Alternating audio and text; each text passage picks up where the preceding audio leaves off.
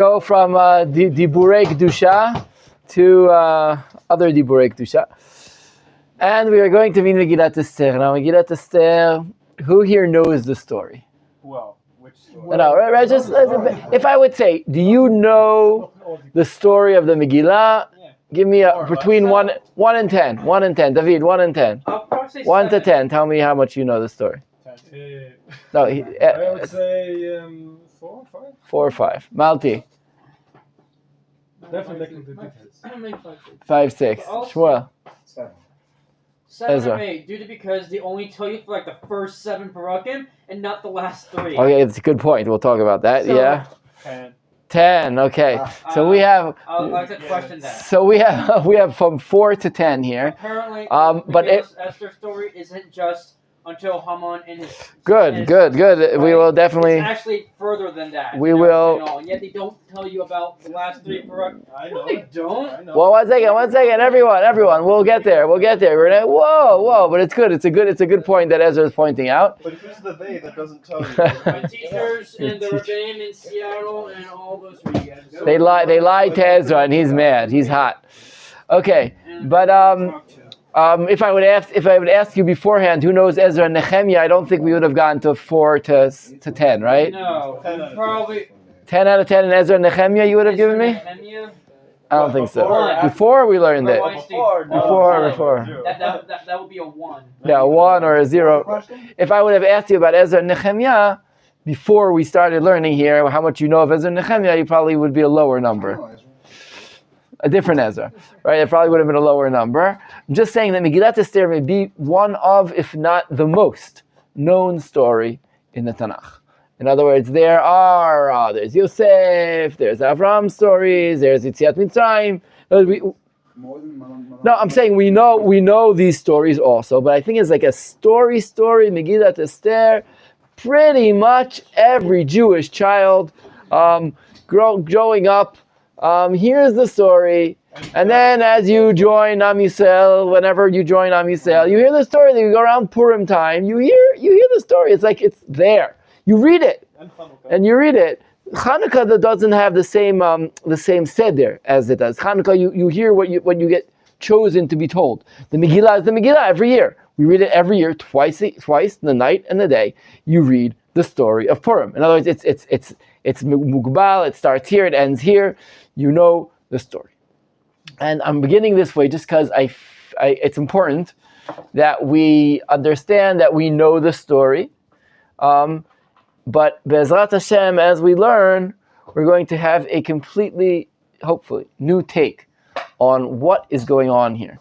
Since we're already veterans of learning the Ezra and Nehemiah, we know that there is a lot of political thought going into the books that are in the Galut and the Chazara. We actually had a whole shiur, if you guys remember, a long time ago, where we dealt with Megillat Esther. Remember the 18 missing years? We mentioned that. Yeah. It was a whole shiur. It wasn't just to mention it. We had a whole class on the 18 years when the temple wasn't being built. What happened then? And we said that's when the Megillah happened. And then we saw all the correlations between the two, and Mordechai, and how maybe what happened in Mordechai's time helped shape the political thinking of the Persian government, and therefore later Daryavesh, either being the son of Esther or the spiritual heir of Esther. So right now it's coming back, right? And therefore he was the one to build the temple. So Didn't Achashverosh or Daryavesh marry a dog or something? Right, we had that. We had Koresh, yeah, we had that also. The Shegel Yosef, or it was Artaxerxes. Sorry, it was Artaxerxes. Right, in Nehemiah's time, Artaxerxes. Then we had that whole dune about that also, but that's not. But what I want to say though is that a lot of the learning we do in Nehemiah, Ezra, Nehemiah, Daniel, which we haven't seen, but also Ezra, also Megillat Esther, is how Jews deal with the situations they're in. in a Torah way. In other words, what does Hashem, the fact that it comes into Kitvei HaKodesh, that was our first lesson here, right? Why is this written? Why do we know this story? Why is it considered a holy book? Because it has something to teach us. It will always have something to teach us. And I hope that we will be able to bring out of the Megillah all kinds of ideas that go way, way further than Persia, and we'll meet up with the way we really should be running our life as a Jewish people, okay? With the Jewish state, of course. Okay, that's one Hakdama. The other Hakdama, we're going to use Chazal to get us running off here. So look at your pages, everybody, before we open the Megillah. You guys see the pages? Everyone have a page? So we're reading sort of the middle of a Mishnah, okay? And there is the middle of a Mishnah. The Mishnah begins beforehand. But the Mishnah asks this question. Beginning from where must a person read the Megillah in order to fulfill his obligation? Which is a fascinating question for anyone who knows halacha in Purim, right? On Purim, that everyone's like, shh, quiet, quiet, quiet. You have to hear every word, right? Everyone knows that if you miss a word, then you're out, right? So it gets very hard to do when everyone's making a lot of noise when they say Haman, but still, that's like the tension. I'm always tense. I have like little kids with me. I get quiet, quiet, no, don't talk now, no, don't have to go to the bathroom, please don't have to go to the bathroom, the whole Megillah. If you go to the bathroom, and I lose it, and then I have to come back and read it, whatever. It's tension filled, and everyone sort of knows this halacha, that you have to hear every word, and suddenly this statement, you're like, what? From where must a person read the Megillah in order to fulfill his obligation? Meaning it doesn't seem like you have to read the whole thing. Whatever they're about to say, we're going to see a couple of it. Maybe you don't have to read the whole thing. I have a question. Does the reader have to be perfect in order for you to actually fulfill your mitzvah? In the Megillah. Yep. He has to say the words in a way that doesn't change their meaning. Okay, in other words, if you say a word and just make a little instead of a and it doesn't change the meaning of the word, it's okay. But once he makes a mistake that changes the meaning of the word, then he didn't read the Megillah. No, but then you can be corrected. Oh, it could be correct. Of course you correct it. Yeah, of course you correct it. Okay, just like the Torah, right? But it's pretty strict. Okay, well let's see. So now we're going to have three opinions in the Mishnah and another one in the Braita, of what you have to read in order to say Tedei Chova. Now, just before, so we don't make a mistake here, no one says you shouldn't read the whole Megillah. Okay, it's not the question is if you should or shouldn't read the whole Megillah. The question is, if you didn't read the whole Megillah for whatever reason, are you Yotze, right? Have you fulfilled your obligation? Mm-hmm. So Rabbi Meir says you must read it all. Rabbi Meir is like, what we know is you have to read it all. Rabbi Yehuda says he needs read only from Ish Yehudi. There was a certain Jew, right? Ish Yehudi.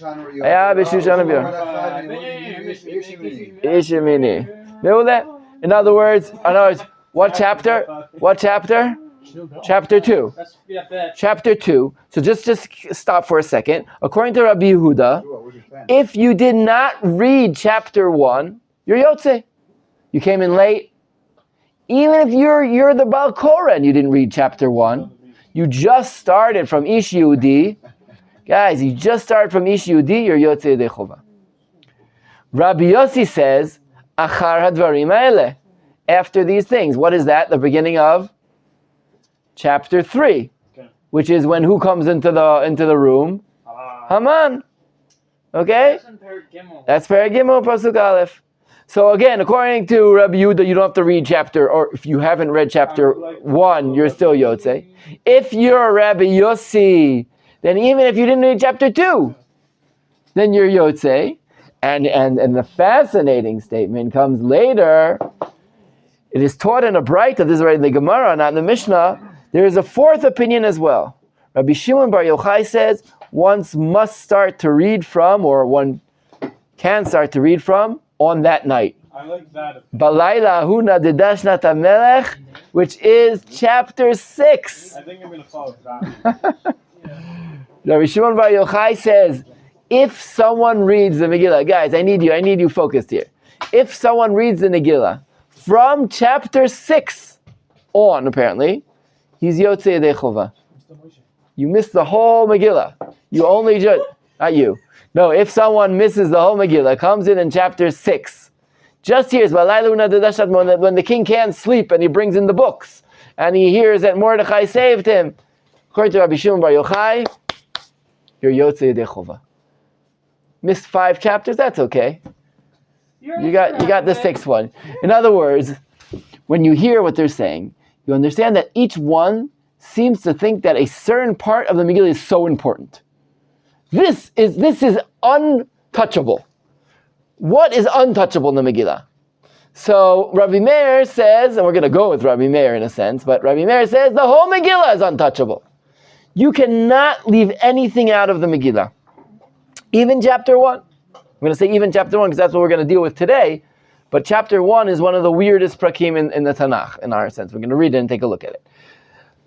So Rabbi Meir says, no, I even need chapter 1. The other 3 say, you don't need chapter 1. But Rabbi Yehuda says, but listen, you better start from Ish Yehudi, when we meet Mordechai and Esther in chapter 2.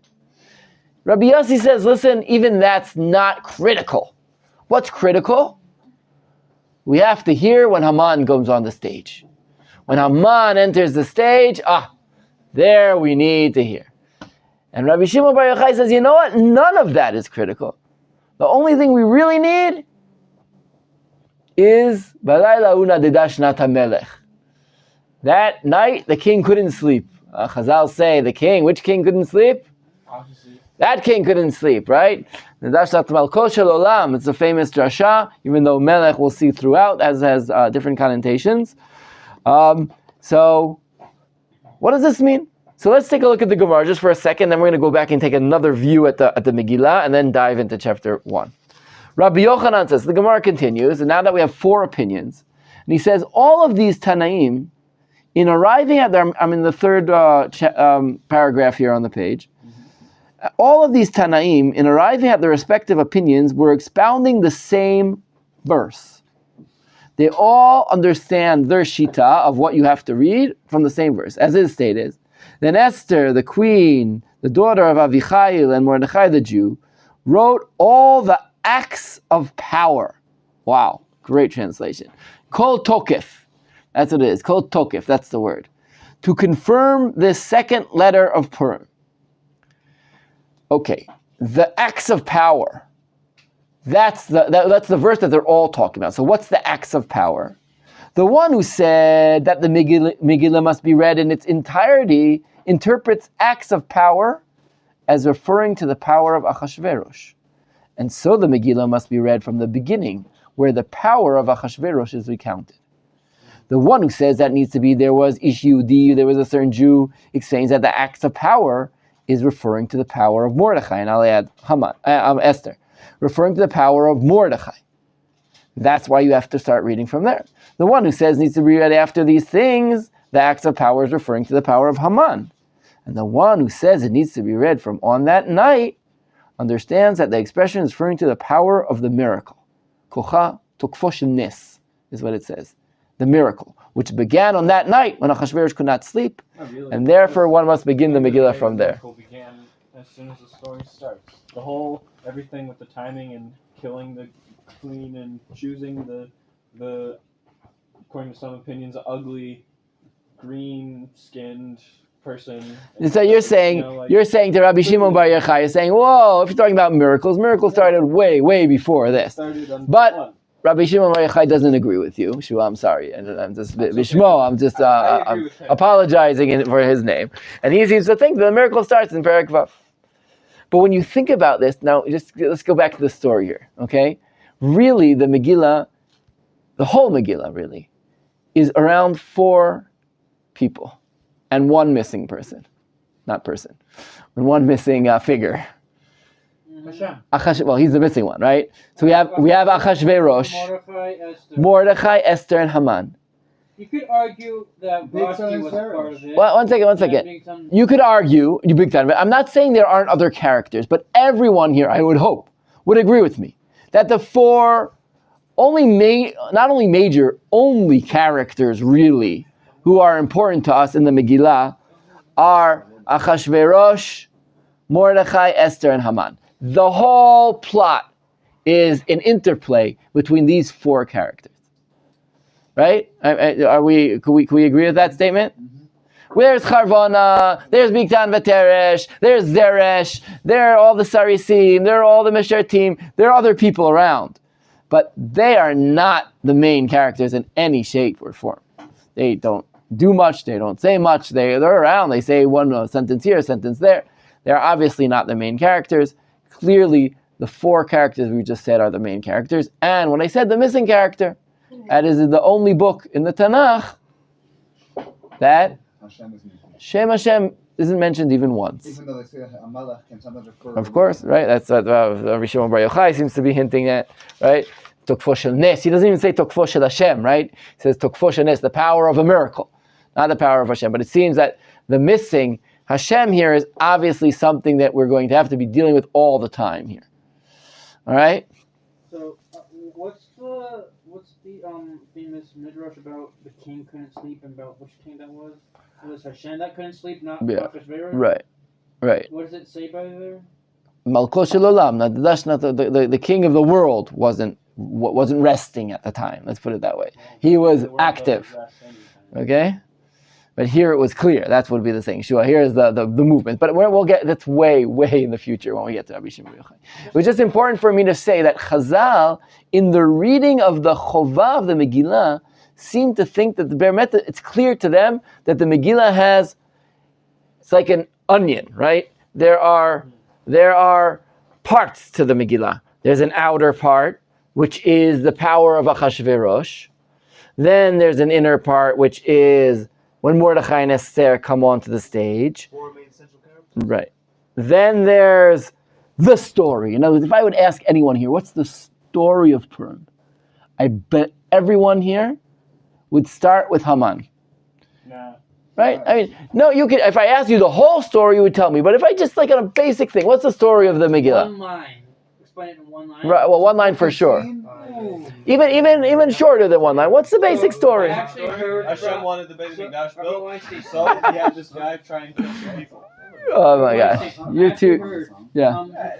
Rabbi told me that basically the whole point, that basically someone should think about the story in like one line is, the king had a friend who convinced him to kill his wife, and his new wife convinced him to kill his friend. Okay, I like that. One line. I like that. That's interesting. Interesting. Guys, Haman convinced Ahasuerus to kill. Again, you're doing a midrash, you're right? Just remind you that to kill Haman. it's a midrash that Memuchan is Haman. We just want to keep we're using midrashim all the time, but we're just going to keep a separation between pshat and midrash here. Question on this topic. Wait, one second. Is it important, this question right now?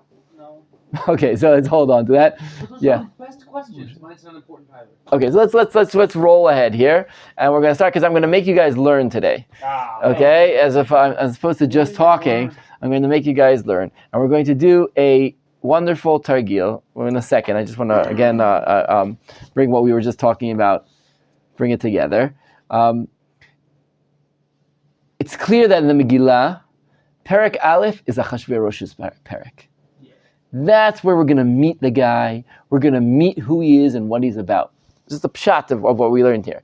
Perek Bet is Mordechai and Esther's Perek. That's when we're going to meet them. We're going to know who they are.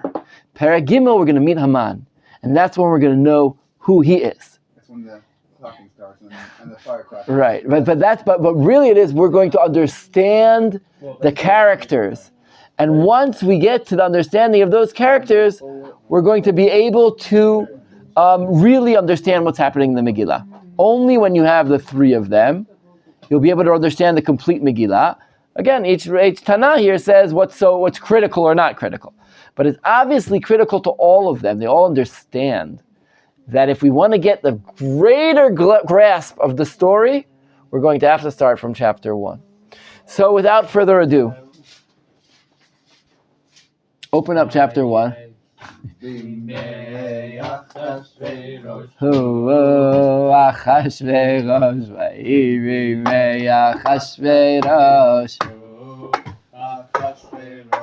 Ha'ilech miyadu ve'yad kush. Ha'ilech miyadu ve'yad kush. Sheva ve'esrim Mea Medina. Sheva ve'esrim u'mea Medina. Okay, but getting into the Avirah of Purim, it's great. I'm happy Adar is in a couple days, right? Tuesday night. Monday night is already Rosh Chodesh. Tuesday night is Rosh Chodesh Adar Aleph. We're going to begin with a little bit of Adar, but now I want you guys to do like this. The Shurei Bait that you're going to do right now, homework for right now, classwork, is you are going to read chapter 1. And as you read chapter 1, I want you to write down to yourself, in your mind or actually physically, a couple good questions. Things that don't make sense. Things that catch your eye. Things that bother you. Things that don't seem to fit. Or another question which is important to ask always when we learn Tanakh, why are we being told this? Okay? Which all of chapter 1 may be part of it. That's a greater question. Even just why, what is going on here? Okay? But you're right. It has to be. It's usually in the context of why am I being told this in the story, and this is sort of what we said here, right? Why do I need chapter 1? Well, according to half of the 3 of the Tanaim here, you don't need chapter 1 bichlal to be Yotzei. You may not need chapter 2 or chapter 3, but you definitely don't need chapter 1 according to 3 of the 4 Tanaim here. So do we hold that you don't need to actually? No, we hold that you have to hear everything. So we hold like Rabbi Meir. Yes. No interruptions. No breaks.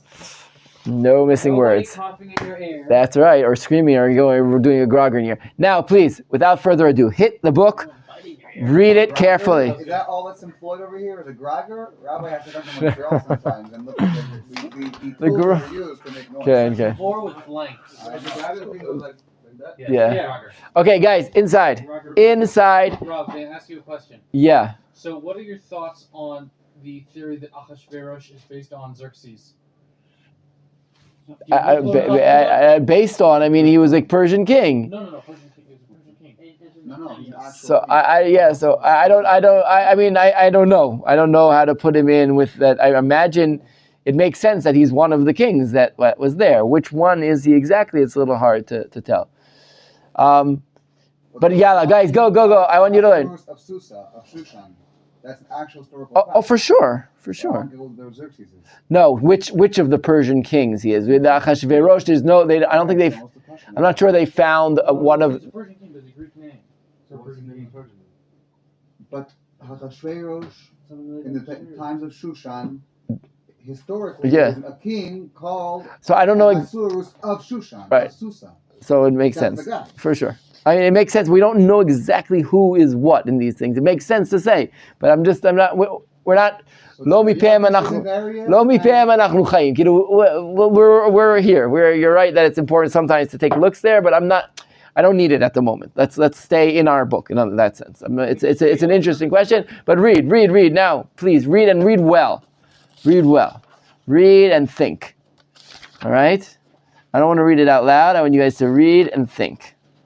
Okay, take a look at the parak. Try to grasp the words. I'm going to say in each chapter there are going to be certain specific questions that are the main questions in the Megillah. Each chapter has its 2-3 main questions that are the keys to understanding the Megillah.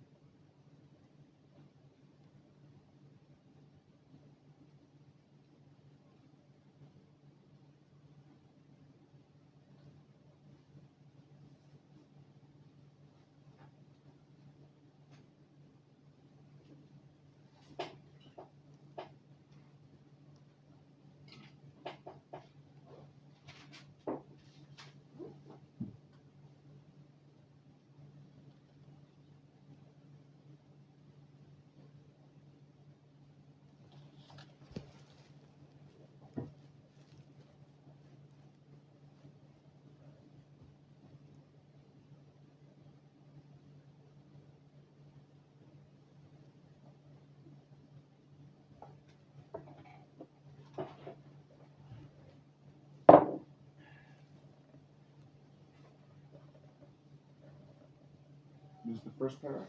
Mm-hmm.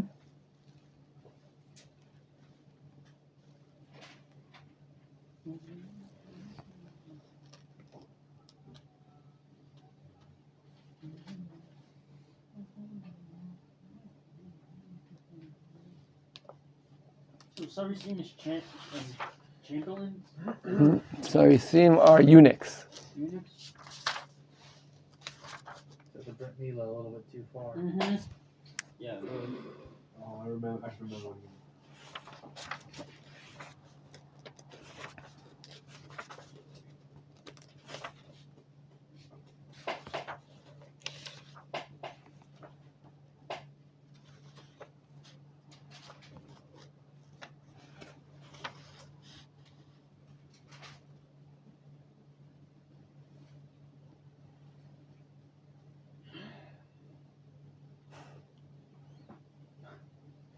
You good? You have your questions? I've narrowed it down to one simple question. Okay, great.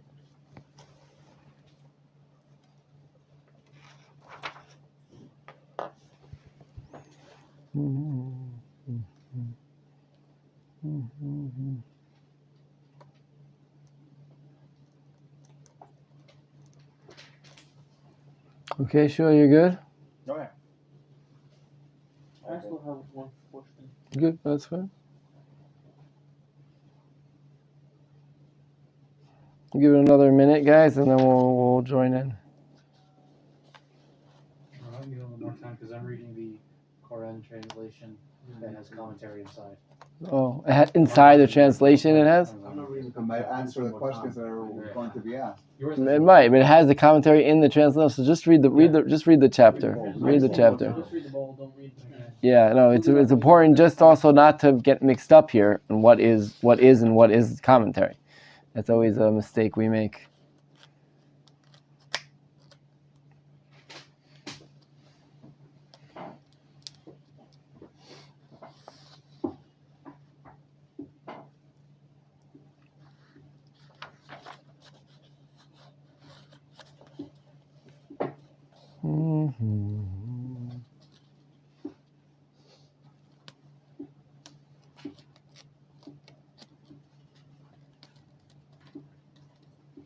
Actually, I do have questions on the Mefarshim. Yeah, the questions should be asked. No Mefarshim. These are your questions, you guys' questions, your own intellect with the chapter. By the way, this is really the best way to learn. I should do this with you all the time. You should just learn, read the chapter, and start thinking about it yourself. Then you come up with real learning. Time I got this, I got answers to every question I have. You have answers. Okay. I'm not sure that means you're reading it well enough. No, I've just read it. You have your questions? Wait. Wait. We're at the end. We're gonna bring it up from everyone. We're gonna bring up the questions.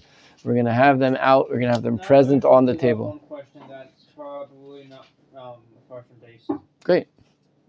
I mean, you could have Mefarshim-based questions too, but we're just gonna start off on a basic level of basic understanding of what's happening here, and the Mefarshim will come in as we learn, and we'll see what they add to the learning. You good, Malti? There's actually, I suggest that someone read aloud this introductory piece by the Art Scroll on the Book of Esther. Yeah, it's good. How long is it? It's 3 paragraphs. It'll take a minute to read. Okay, so we'll see in a minute. Well, first I want the tahara, the purity of Jewish hearts and minds meeting the text, meeting Megillat Esther. There's always a great creativity that happens there. I think it's one of the most important parts of learning is when you meet the Ruach HaKodesh of the writings. It's really, I think that's like really the most important thing that happens is when a Jewish mind and heart meets the words of Hashem, something happens there. It's just something happens. It's much more important than hearing a lesson, than the direct meaning. What's the word? Unfiltered, that goes straight, that you and the text, right? You guys meet. On what? Unperverted. Unperverted is like a, no, perverted is like uncorrupted. Untouched. It's sort of like a pristine meeting of you and the text, and that is, there's something remarkable that happens there. I think it's like a mamash nes that happens every time. When it happens to me, I feel whenever I open up anything, a pasuk or any chapter, and I read it, I'm like, wow, there's so much here that I don't understand. There's so much here that I haven't thought about. Every pasuk, everything. It's fascinating. My son asked me a question yesterday, 2 days ago, about something in the parsha, and I was like, I've read this hundreds of times, and I never really just thought that out, what he was saying, and it's fascinating. It's amazing, and it just makes you so happy. Tov, are we ready to go, guys? Yes. So we're going to do like this. We're going to do a sevev, okay? We're going to do a round, and everyone shoot off first. For a sevev is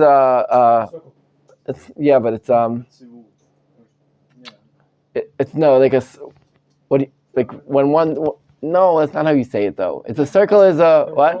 Like a watch. Yeah, no, but it's a word. A sevev means one after another. Yeah. It's got to be a word. Around, maybe around. Okay, David, you going to start us off? Yeah, sure. Okay, so give us your best shot, okay? What is for in your mind, like what is the most important question or strangest thing here on this chapter? Go ahead. So my question is, the queen refuses to meet the king at his command, and he reacts very emotional, very enraged, and he decides to put in a law that the woman should be subservient to the husbands. Mm-hmm. And my question is, why is he like putting in like a law because his wife is refusing to come to him? Wouldn't it be like easier for him to like, okay, get the next wife, basically? If that's a problem, why is he like? Why is he making it into a great? So wonderful. So David's question, which is a major question here, a major question, is a great question. Why are they making such a big issue out of this thing? He can just take her, move her off. Why is this such an event? Your wife didn't want to do what you say. We're not 2022 here, right? We're 2,500 years ago. There's no me too or 1 2 or 3 2. There's no 1 2. There's men and women are not. Don't have that much zchuyot at this time. Don't have a lot of rights then, right? That's why he has to put into law. Otherwise, they might think that they should have. I understand, but David's saying why is this so important? I think it's a huge question that is very, very good. Hirsch, give us your best shot, Hirsch. Hirsch, you don't want to? Okay. I don't know. I don't think that's an important question, but it's an interesting question. Why 7 days? And this time, the first goyim that started to make a week was the Romans. This was much before the Romans. This goyim didn't interest in Shabbat, or not in Shabbat, even have a week, to have a continuation circulation of 7 days. After 7 days. The first is goyim that adopted this from us was the Romans. Interesting. So Malti is saying there is a time frame that's put here 7 days, right? There's a 7-day party after the 180 days, right? There's a 7-day party. The 7th day was the queen coming. And on the 7th day, he invites the queen, right? Or wants her to come. So saying, where do they get that time frame? Why is 7? It was much earlier than the Romans time. The Romans was the first that adopted us from us. Right, you're saying, so Am Yisrael has 7 days. So you wouldn't be surprised, of course, to say that Chazal say it was Shabbat that day, right? There was Shabbat. That's what, no, I'm saying, they pick up what Malti is saying. You know, that we have this but it's unnormal that they already in this early stage take from us. No, that Malti is saying. So I'm saying Chazal heard like you heard, and they're saying 7 days. We know what 7 days means. That's what they're saying. This must have been on Shabbat because that's 7 days. You're saying why is Achashverosh dealing with 7? Why does he have that number in there? He needs this. Right. You can do 10, 5, 2, whatever. Okay, בסדר. So I noticed in at least in this edition of the Tanakh, there's what it says Memuchan, but it's taken out from the rest of the paragraphs. And Ezra said to me that here's the first word here is how it's written in the actual scroll, but here's how it's pronounced. Right. What is this more so right? Could you So we've talked about this in the past, about the Korean Ktiv, right? Remember we learned it once with the Lo, the Lamed Vav or Lamed Aleph, how you read it, or how Lo Lanu Velachem, right? Livnot. But it's a Masor. There are two Masorot. You know, there's a traditions of what it is. The writing is one tradition. How you say it is in a different way. It's called a Kri. How you read it. Now there's a written and a writing, and that gives birth to Midrash, right? In that sense. In other words, when the writing is not as exactly as you say it, that is a place for the birth of Midrash. how you pronounce it? Right, how you pronounce it, right? So it happens. It's not so unique.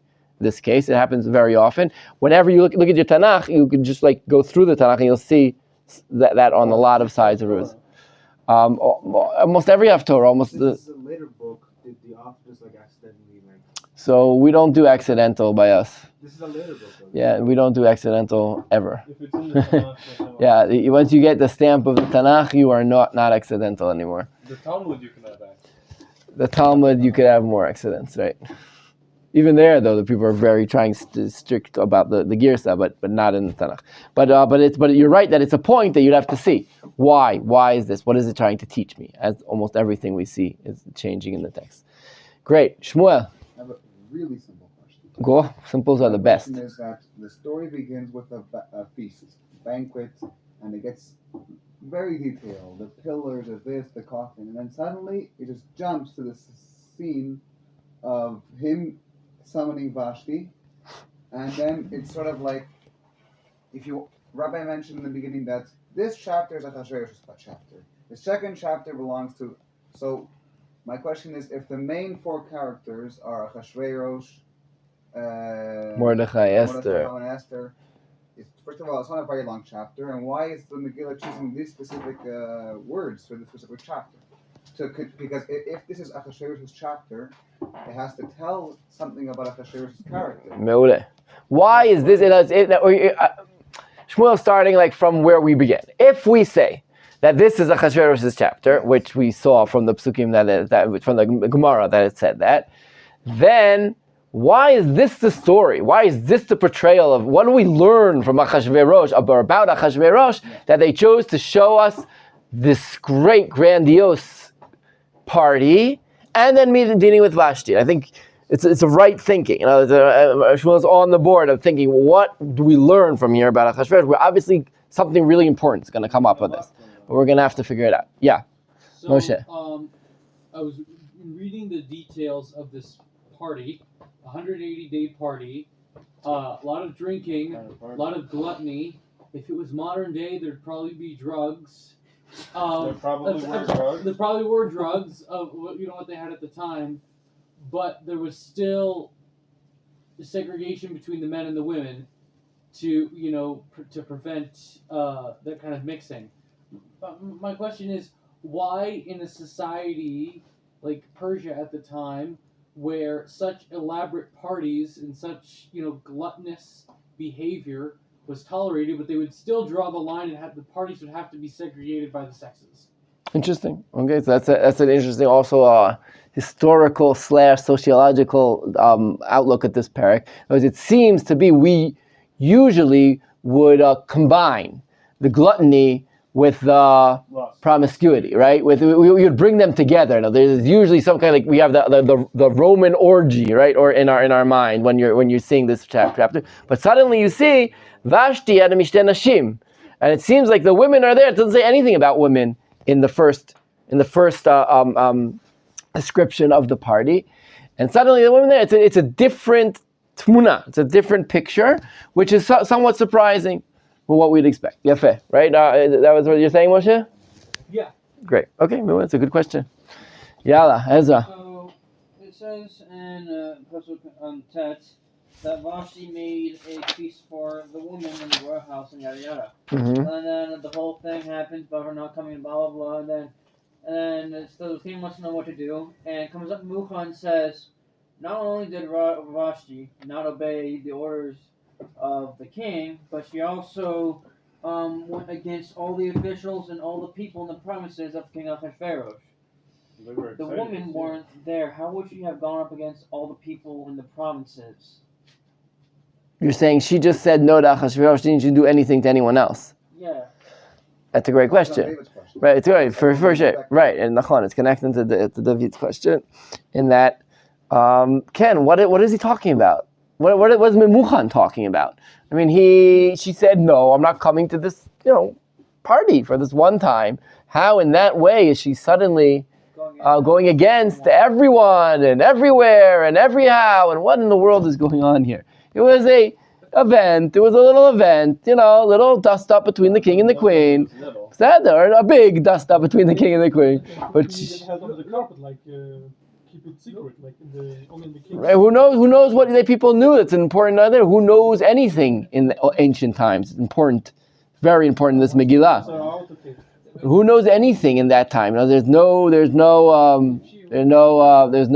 media. There's no internet. There's nothing. How does anybody know anything? It's going to be an important thing as we go on. Yeah.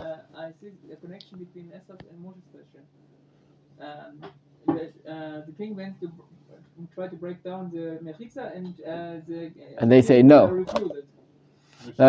She was snua, even though Chazal have really strong things to say about Vashti. But you said she was snua, and she didn't want to break down these borders. And Achashverosh, seeing her not willing to break down the borders, that's like an insult to everything. Like the modern Western society, like a feministic statement. They move together. If you don't do criminal. If you don't do what? How to say this? How to crime? Not criminal. It's not. You're not okay if you discrimination. Misogyny? Discrimination. To women and men together. That is not said. That's what you're saying. Achashverosh is saying about Vashti. Wait, you're saying Achashverosh is saying that to Vashti. He's saying you're not allowed to keep us separate. Wow. Wait, one second. Now, Shua, then we're going to go around to the second questions. Shua. I have one question. One question. I already kind of know the answer. Why is Achashverosh having a party? Why is Achashverosh having a party? Good question, right? The beginning, he has a party. We have to see exactly. It's a third year. Because if he didn't have that party, nothing would happen. So why is he having a party? Okay. What is the point of the party? Better question. Saying, why is he having two parties? Great. And a better understanding is that there's a big party for X and then a little party for Y. And why is he having this huge party? It's half a year. We remember, right? 180 days. That's a long party. I do know that cultures, even nowadays, from the Far East and Asia, they have this custom to really extend festivities. Like in India, the higher class, when they get married, it's like a good 7 days. Not like Shabrachot. Yeah, I understand. Like the marriage lasts for 7 days. Yeah, okay. And it's a continuous party. It's not like a one-night. So you're saying the expectation of a party just be a day or two is unreal. And if you're the king, maybe you make a real party. It's still a long time, 180 days, I think. In any, okay, yeah. Asher has a question. Text me. No, Asher, go for it. What's his question? What is the halacha on a Jewish woman to marry a non-Jew? Whoa, that's not chapter 1. That's chapter 2. You could write it. As Ezra was present at that era.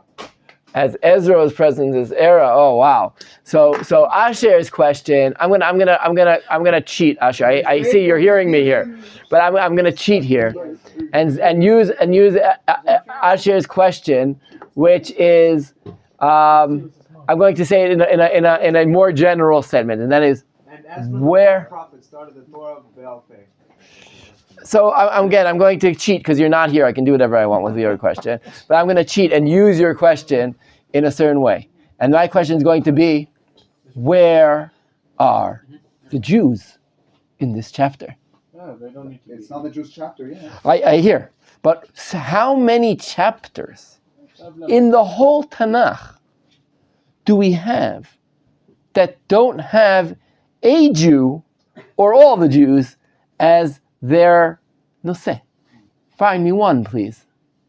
Since Avraham Avinu, find me one chapter that doesn't have the Jews as either the noseh that they're dealing with, like Bilam, right? There's Bilam's chapters that they're not there, but they are the story, right? They're attacking the Jews, cursing the Jews. Whether the Jews are there, they're just not the character in the story. They're the story that the story is focused on.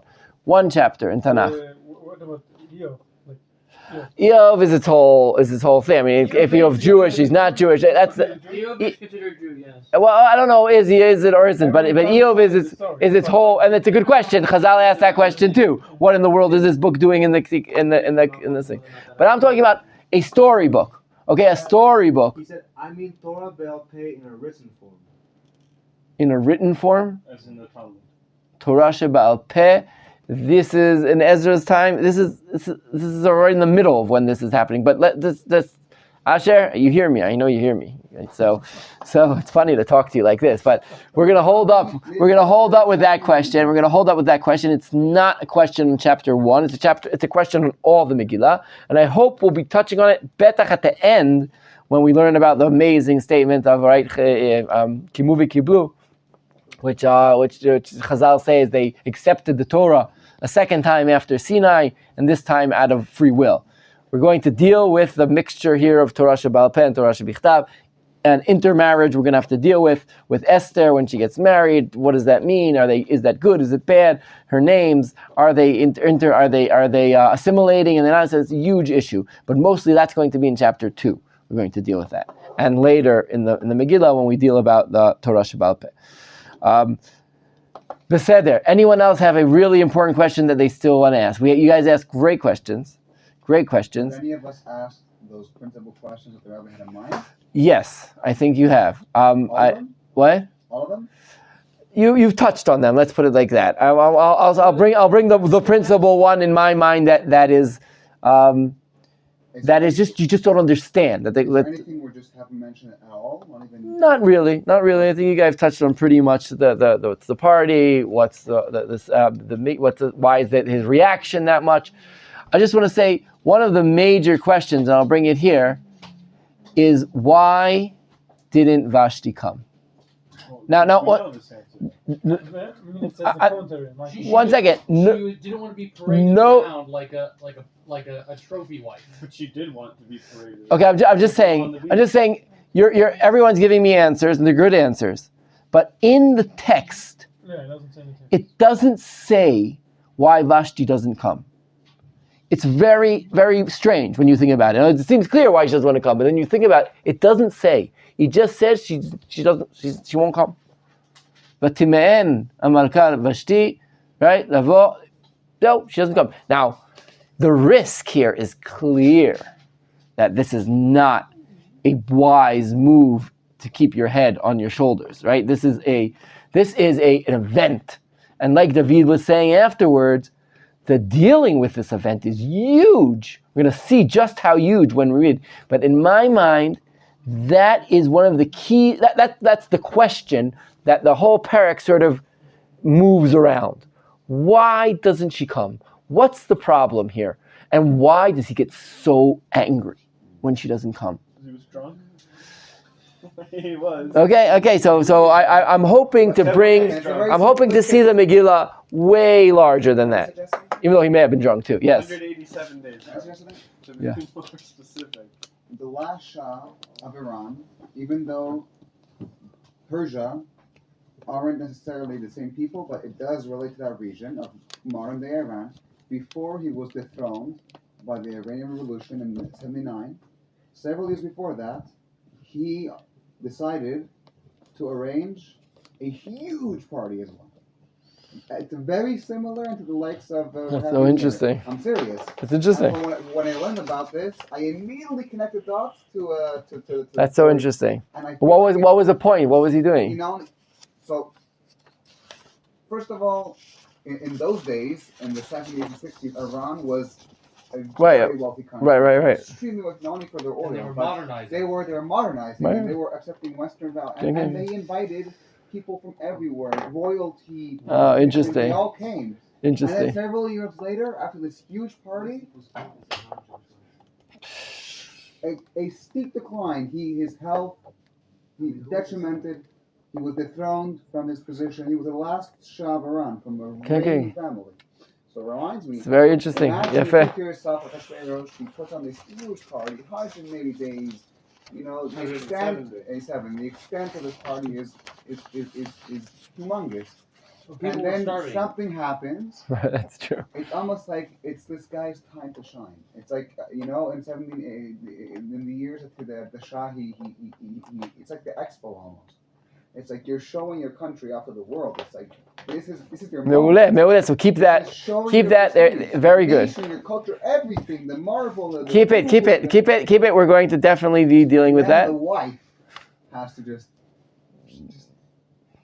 And she's just like Vashti. Oh, right. If you see photos of her. So additional question from Masher. Yeah. Second.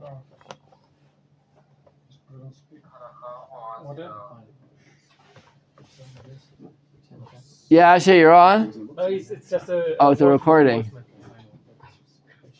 ask the Rabbi. What is the halakha on a Jewish woman marrying a non-Jew in regards to Esther?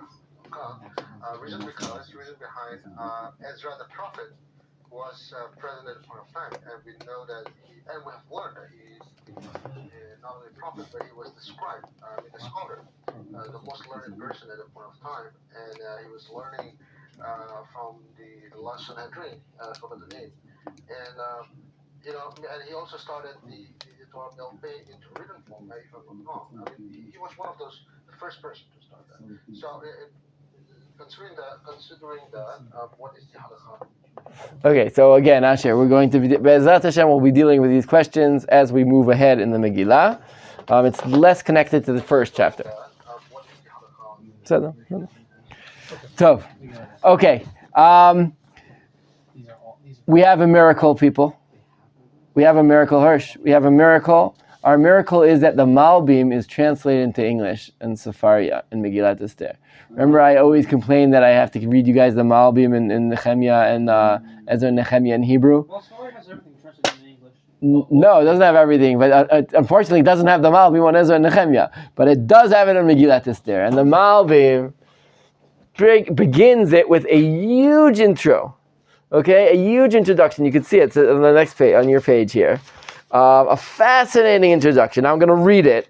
I'm not saying we're going to be completely following the Malbim in his thinking, but it is a great and very interesting. He doesn't do this in many books. Okay, he has to give us a brief introduction, and his brief introduction is really important to understand what's going on here. And I'm going to go, I think, a little further than what he says. I'm going to go in a different vein, but it's in the same thought process as the Malbim. And so let's take a look. It's just a fascinating. Also, the Malbim, again, we're talking about 19th century, a very, very interesting Talmid Chacham. So let's take a look what he says here. The understanding of this story, you guys with me? It's on your pages here. I suggest you follow. It's long, but it's fascinating. You won't lose it. Okay. The understanding of the story needs that I make a brief introduction into how monarchies functioned when Egyptians, Medians, and Persians controlled the world stage. Like he's talking to people. He's saying, "Listen, it didn't work the way it works now. I want to explain to you that it was different. There were two types of monarchies. The first was a monarchy in which the king was elected by the people. Okay, this is even back then. The second type of monarchy was rule by force, in which the king conquered the country and became its ruler against the wishes of the people. This is what What? That's primogeniture. Primogeniture. That's what it's called? If you're son of a king, you're automatically going to become it, whether the people like it or not. Interesting. But here he says you capture the country. In other words, it seems to be like you yourself were the first one. You're the first. Okay. This is what is told about Nimrod. And from these two appear two different types of governing. A, the powers of the king in the first type of monarchy were limited. The limitations to her actions are known. The limits of his power were legislated already at the time of his election. Upon taking office, the king swore to follow the laws and practices of the country. Very much connected to our democracies, right? In other words, the leader isn't above the law. The law exists. The leader comes into the laws of the existing state. B, in the second type of monarchy, however, the powers of the king were unlimited. He does what he desires. Though he might seek the advice of ministers, he did what he wanted, changing the laws of the country and its practices as he saw fit. He is the king and the lawmaker all in one, right? Montaigne or whoever it is, the guy who, the vision of the three, the law, the administrators, and the Montesquieu, right. What are the three things? Courts. The courts, right? It's the administrating the justice, the people who make the laws, and the people executive, legislative, and judicial. There we go. Thank you. So in this sense, in the second group, in this second type of monarchy, none of that, right? He is the king and the lawmaker all in one. There were 5 major differences between these two types of monarchies. Now again, he's going into a political science here. This is the Malbim, right? In a sense, it has nothing to do with the regular Jewish way of reading anything. It's fascinating. The Malbim is going to political science here. I want to explain to you the ancient political rule, how it worked. There were 2 ways it worked. Here are the 2. And now there are 5 major differences between these 2 types of monarchies. In the limited monarchy, the one where the king is elected, the king was seen as taking care of the country. The head of state who legislated and was responsible for leading the country in its wars and its all its issues. The people in turn pledged their allegiance, were subservient, accepting their duty to the king, and agreeing to do things for mutual welfare, such as to pay and so on. In the unlimited monarchy, the other one, right? Not the, such as Sancheriv and Nebuchadnezzar, however, the country was totally subservient to the king. And its people were thought as his slaves, and he can do whatever it is he wants with them. Just as a master does with his slave, he has brought for money. That's the first difference, right? As opposed to taking care of the people, you own the people. Those are the 2, that's the first one. 2, the national treasuries in the limited monarchy belong to the state. It doesn't belong to the king, it belongs to the state. In the unlimited monarchy, they belong to the king himself, like Paro and Nebuchadnezzar. 3, the king that ruled in a limited monarchy was not free to make major policy decisions without the approval of the country's ministers. He couldn't do whatever he wants. He had to get, had to go through the process, the parliament, the advisors. The king couldn't do whatever he wanted. He needed the people around him to. The unlimited monarch had no such restrictions. He would destroy and fix everything himself, without giving a thought to asking for advice or receiving permission at all, even though he could if he wanted to. 4, the limited monarch was bound by the laws of the country and its religious dictates. The unlimited monarch could change the laws as he wished. 5, the capital city could not be changed in the limited monarchy. The king had to rule from the same city as his forebears. The unlimited monarch could change his capital city as and when he wanted. Adkan. That's unlimited, the limited, and the unlimited. The limited one is really seeing the king as a caretaker, sort of. He is a caretaker for the people. Through the will of the people, through the agreement of the people agree to pay taxes, they agree to go to war, but it's always an agreement, seeing this is the best way to rule our government at the moment. Social contract. Social contract, yefe. The other one, which we call a dictatorship in a sense, is he owns everything. The money, the land, the people. Maishe, good night. The people. He is completely and totally in charge of everything. He could do whatever he wants, whenever he wants, however he wants. With this introduction, we can proceed to the Purim story. Achashverosh, as received by our sages, was originally a commoner who, through his wealth, gained control over Media and Persia, of Medaya, right, in Persia, Paras and Madai, and strengthened his rule until he eventually conquered 127 countries through force. They had all originally been provinces of the Babylonian Empire, which had Bavel as its capital city, as explained in the book of Daniel, the royal palace of Bavel, and not Shushan. As it is written there, I was in Shushan the castle, which is in the province of Elam, and there is no mention of it being a capital city. And after he conquered all these countries, in order to consolidate his power, this is very important, he married Vashti, a descendant of Nebuchadnezzar, the former emperor of the Babylonian Empire, and heiress, how do you say it? Heirs to the throne. So from her side, the throne was also his by inheritance. According to this, his kingship was doubly assured. His wife was a successor to the throne, and he himself had conquered the empire. If his claim to power rested on his conquest, his dominion would be unlimited. If, however, it was based on his wife's claim to the throne, the monarch's power could be limited. Originally, the provinces of the empire had accepted Achashverosh's dominion in the belief that his claim to power rested on his wife's inheritance of the throne. The beginning of his monarchy was one of limited power. Achashverosh, though, wanted limitless power. And this was his prime motive in moving the capital city to Shushan, in hosting his huge banquet, and commanding Vashti to appear before him. As we shall see, all these were deeply cunning strategies to achieve this goal of certainly prevail over all, as it will be explained. First of all, it's just great. It's just great to see this written out by the Malbim, giving us a basic picture of the backdrop of the book of Achashverosh, of the book of Esther. As we wanted to meet Achashverosh, so you have to know who this guy is. And to understand who this guy is, you have to understand the context of his rule. And his rule in this case is a king attempting to consolidate power. Not just limited power, unlimited power. Achashverosh is the thirst for unlimited power.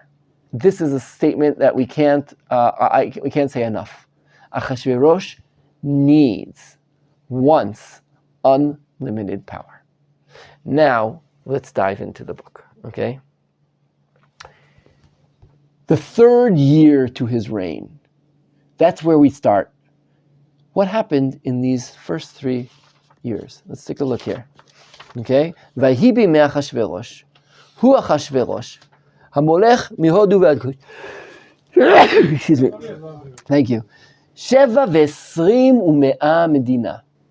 127 provinces. Mihodu, India, to Africa.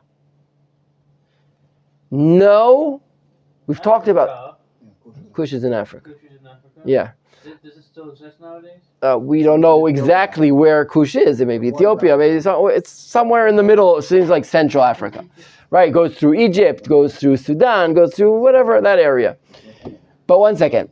127 provinces.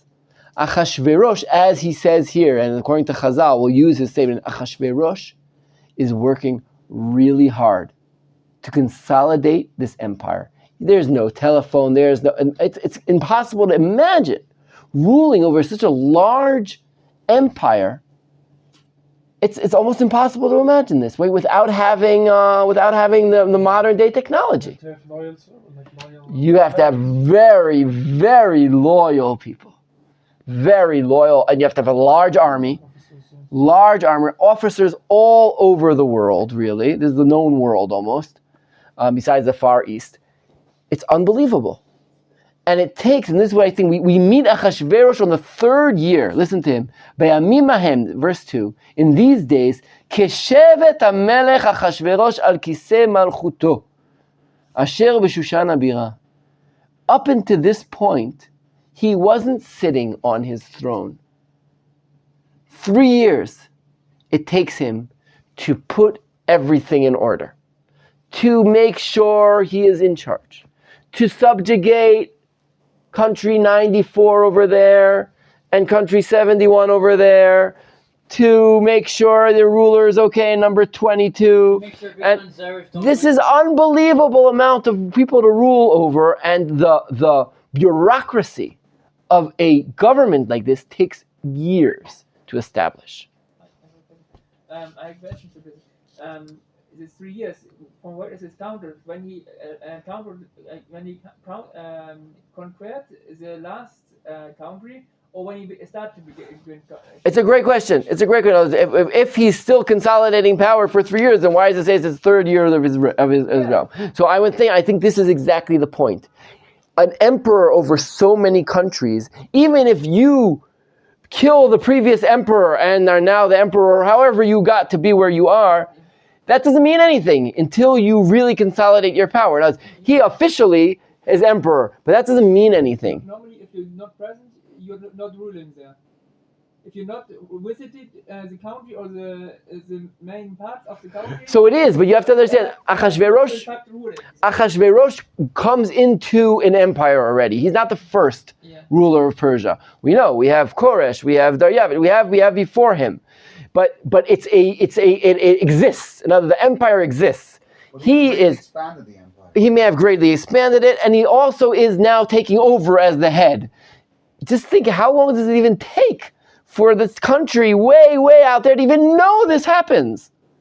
That we have a new ruler. For me, it's almost impossible to imagine it's only 3 years, because if you went to visit every... No, I don't think he went to visit. And I'm sure he didn't go to visit everyone. No, he extended his power through his soldiers, through his emissaries, through his politicians. It's clear. I'm sure. No, I'll tell you. I'm sure I'll tell you why. Because he's not going there. He's going to bring them to him. That's exactly what's about to happen now. Okay? 3rd year, he finally feels like he is in control. And Achashverosh is power and control. We're going to say this 100,000 times in this lesson. He is power, he is control. He needs to feel and to actually be in control. And it takes 3 years till he gets to a place where he is comfortable enough to sit on his throne. Just think, hear me out here, okay? This is the first picture of Achashverosh is a man desperately attempting to bring this huge empire under his power. And he manages to do it after 3 years. But it doesn't matter, because when you're the single emperor in Shushan, Persia, how can you promise rule over this huge empire? You're there now. You've managed to do it, but who says you'll be there tomorrow, or the day after, or in a year, or in a month? What do you do to make sure you stay here? And here we go into the amazing question of how do empires stay together? And there are, one second, there are 2 basic methods to how to keep an empire together. And I call it the America Shita and the Soviet Union Shita. These are our 2 empires in my days, I guess some of your days too. One second. No empire is ever safe, and no empire really managed to stay. But there are 2 basic methods. Okay, I'm not going into the little fine print. Yeah. Ezra, have you seen America's fiscal policy? They're going down. If they keep going, there won't be an American half a But that's what Ezra was saying, you know. But that's now modern day. But hear me out here. Hear me out of the 2 basic shitot, the 2 basic it's not opinions. No, 2 basic ways, 2 methods. Methods of consolidating an empire. The first one, we know the Soviet Union. What was their method?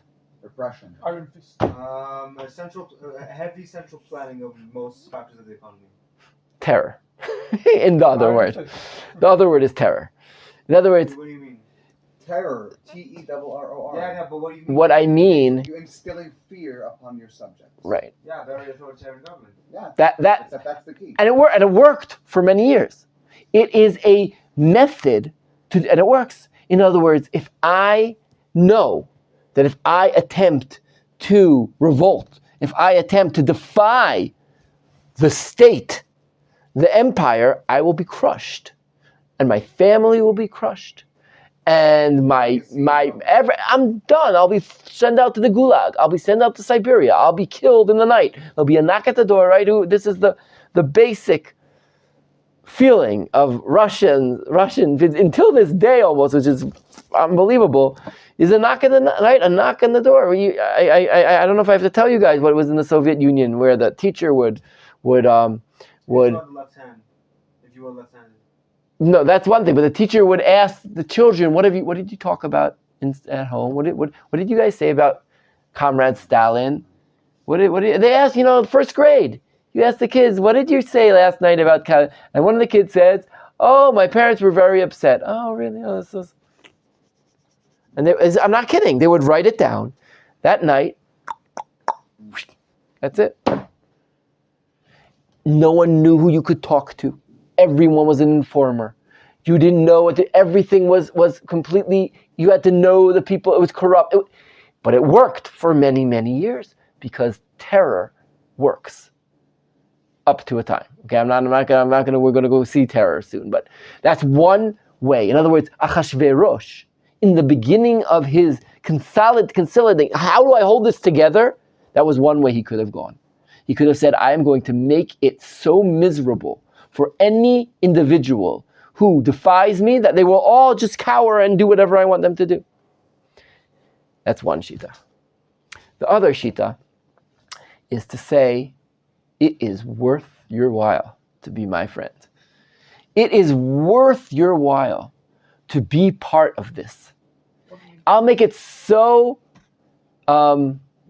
your interest. It will be so much of your interest that you will really want to be part of this. It is so kedai. It's so kedai, right? It is so kedai. It is so worthwhile. It is so clear. But I want to add something to this. Okay, I want to add something to this. It's not only so worthwhile, it is so Appealing. It's appealing, but it's so appealing it's frightening. Has anyone here ever been to someone's house or with someone who is really, really rich and powerful? Really, really rich and powerful. Have you ever been next to someone like this? Not rich and powerful as in like the political aspect or in like the world, but possibly in the Jewish community maybe. So I remember in a Jewish community, Daunting. it's you go into this guy's house and now the guy's really nice, but this person, he's really nice. There's nothing wrong. But as you go into the house, you realize that this person can crush you. He's not saying he's going to crush you. He's not talking about crushing you. He's not going to crush you. He's showing his wealth and his power. But the wealth, when you go in there, you realize, oh my goodness, I am nothing to this person. This person has the ability to do things I couldn't dream of doing. This is what Achashverosh does. This is chapter 1. How do I consolidate my power? I'm going to show them one side of the coin is it's so worth your while to be part. It's so much of your interest to be part of this. Look what I can do. You're running around in Africa with spears and no clothes. Look at this. Look what he does. Tehu lechol sarav ve'avadav. Listen carefully. Who he brings to this party? Chel parasumadai, the upper echelons of parasumadai. Hapartamim are the servants. V'sarei medinot lefanav. What medinot? We just said 127 medinot. What does he do there? Behar oto, to show et osher kevod malchuto, the vastness and richness of the honor of his, or the power, kavod, the power of his majesty. And Yekar Tiferet Gdulato, his mightiness. Yamim Rabim, Shmonim U'Me'at Yom. Why 180 days? You know how long it takes to get from these places? 180 days isn't because he's just being this long party, because we're talking about ancient times. And for you to come from all over, you can't say, okay, tomorrow I want everyone here. He wants everyone there. Not everyone. It's not everyone in the empire. No. It's the leaders. That's all he needs. He needs the prime minister. He needs the king. He needs the ruler, the pesha, like we saw, the pecha that we saw Nehemiah and others. I want the leaders here, because the leaders are going to come and they're going to see this unbelievable kingdom. They're going to realize, they're going to go back home, and someone's going to be talking about a revolt. And they're going to say to them, are you out of your mind? You don't understand. You don't understand. You with your little spear and you're going to... Let me tell you what Shushan looks like. Let me tell you what the might of Achashverosh is. Let me tell you the size of his army. Let me tell you the size of his house. Let me tell you how much gold and silver he has. The amount of gold and silver he has in his party is more than we have in our whole country. You're going to attempt to do something about that? Just drop it. And not only that, he's a benevolent king. He's good. He's nice. What in the world are you thinking? This is what Achashverosh is doing in the beginning of the chapter. He is forming power. He is consolidating his power. He is showing everyone, I am the most powerful man here, and it is worth your while, wink wink, both worth your while and you better watch it to understand who I am here. This is Achashverosh, and why? And this it's just you have to understand. Achashverosh is always thinking, how do I keep it together? The view in the beginning that he rules 127 countries, and it's going to say it again and again in the Megillah, 100 to all the countries, 127 countries, 127 countries, because that is what's always on his mind. How do I keep this together?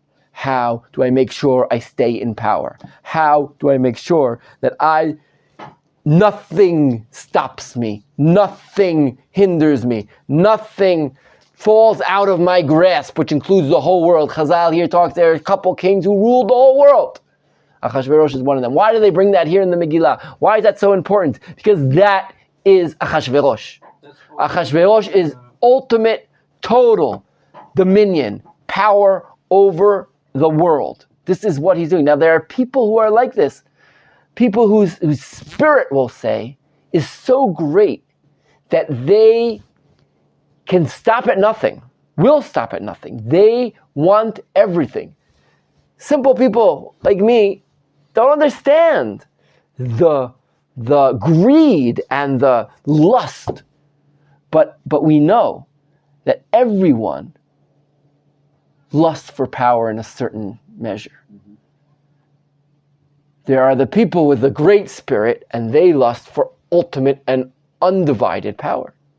People who run for the president of the United States.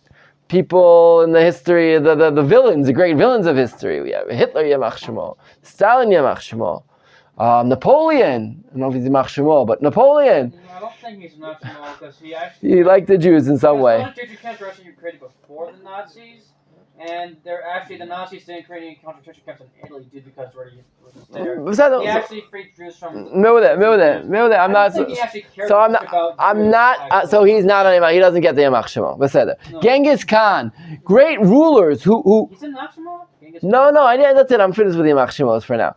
They great people great men, okay? Great men, not good, often seen as very cruel, but they had the will, the wanting to rule the world. Achashverosh is in that party. This is where he is. This is who he is. This is our first glimpse of him.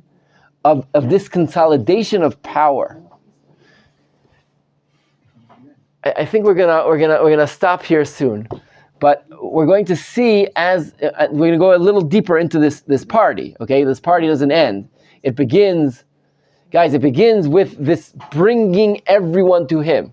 So, Malti, it's important to understand in the reading. In other words, this party is very mechuvan. It's very meduyak.